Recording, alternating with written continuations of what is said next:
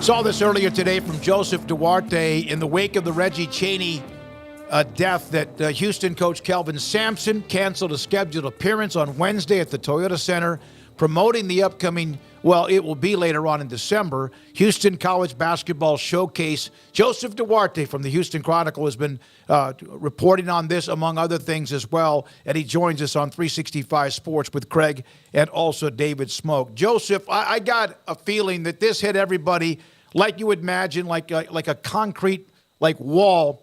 Your thoughts about it, and your just thoughts about Reggie Chaney.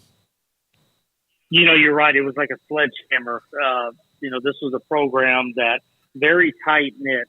Kelvin Sampson preaches the family atmosphere, just like a lot of programs do, but they really live it. And you see the Sampson family all around the program. Their fingerprints are all over it. So they're very close. And to have this news break yesterday where Reggie Chaney was found unresponsive in a apartment in the Arlington area, pronounced dead at the age of 23.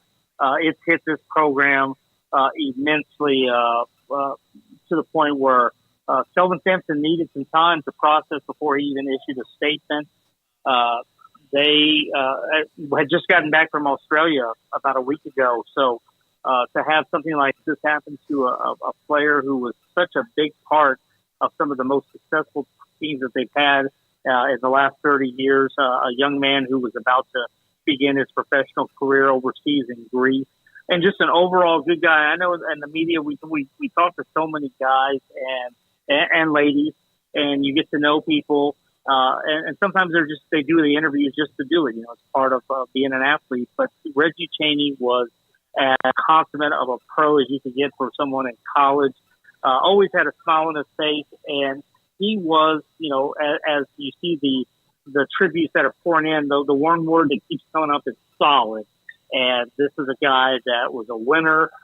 He kind of epitomized what this program is with the culture and the toughness and the physical relentlessness, that kind of stuff. But to have his life cut short, and right now there's no cause of death, but the people that I've spoken with in Arlington and law enforcement say that it does not appear to be anything foul play related. But nonetheless, it's a terrible, tragic situation that the University of Houston family and Reggie's family and friends are going through right now. Yeah, he was about to leave on Monday to go to Greece, as you mentioned. Kelvin Sampson's statement up on Twitter was phenomenal. In fact, brings goosebumps. The ultimate teammate.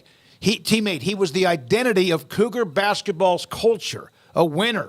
And then thank you, God, for allowing Reggie to come into our lives. And that's a lot of what you just explained yourself.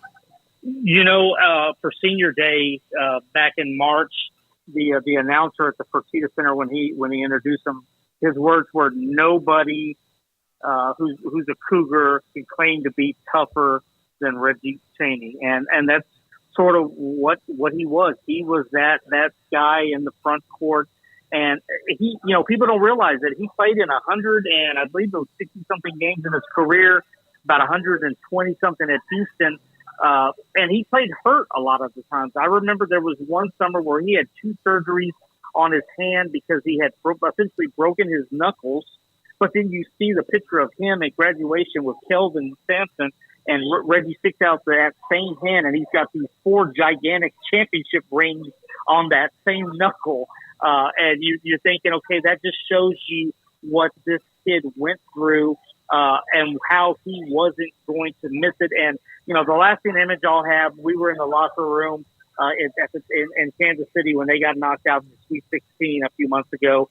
And he said, look, the loss isn't what's getting me. It's the fact that I will no longer play with these guys again. I will never put on this uniform again. That's what matters to me. And that sort of summed up a guy who he didn't start off at Houston, but he quickly became one of them. And they're not going to ever forget that or him. I called you initially, Joseph, to discuss football, and it almost seemed like that's probably not even a very good idea. But there was the Donovan Smith decision, which was not a surprise as a starting quarterback. Was that just a done deal from day one, or was there a little bit of competition there?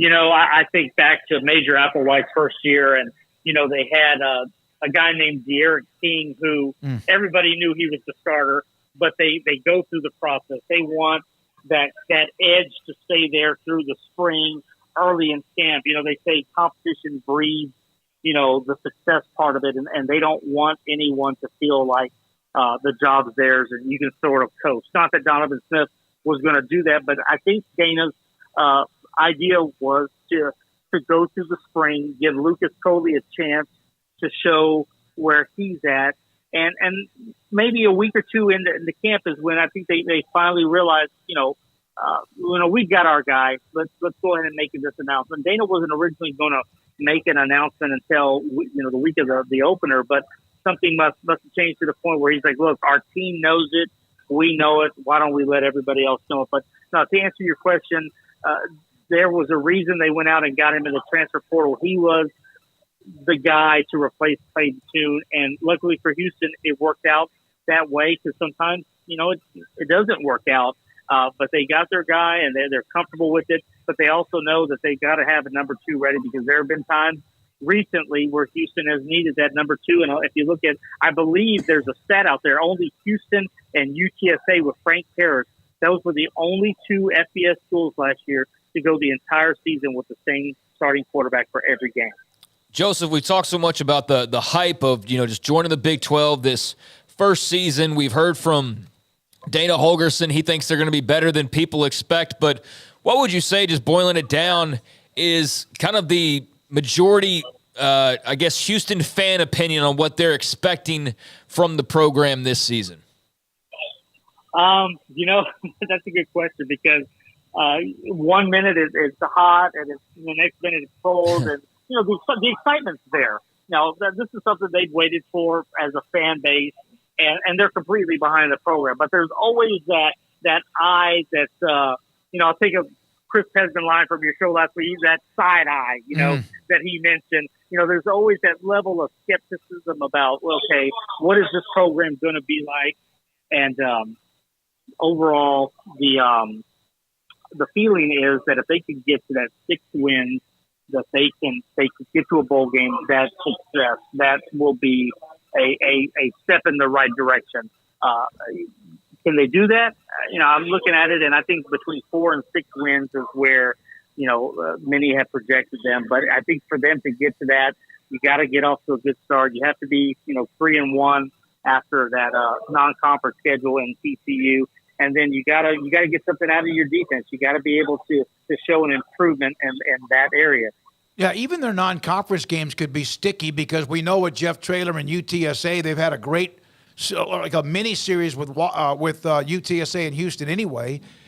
Sam Houston, I know they're moving into Division I really for the first time, but they're a good football program. They redshirted a ton of players last year, Joseph, as you know. So they could basically just take not a beating, but take it one for the team so everybody would be back for this year.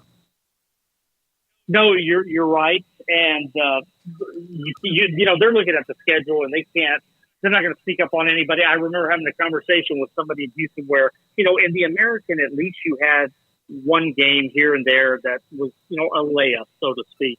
You're not going to get that in the Big 12. And if you look at their non-conference schedule, UTSA took them to triple overtime last year. They have the experienced quarterback. Rice was on the final drive, had a chance to tie and win that game.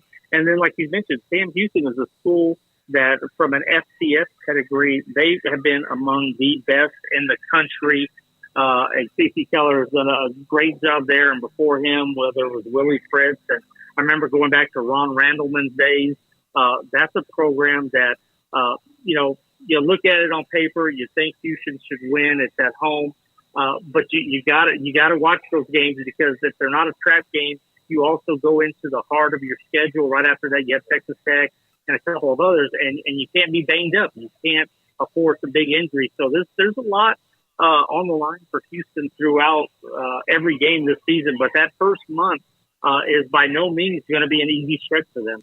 Joseph, thank you very much. Wish we had much more positive to discuss, but the life of Reggie Chaney seems to be absolutely what he brought to Houston, brought to so many lives. Thanks for your time, and we'll see you soon. The Big 12 in the season about to begin right around the corner. Joseph Duarte with the Houston Chronicle with us on 365 Sports. We're going to hear from Brian Murphy.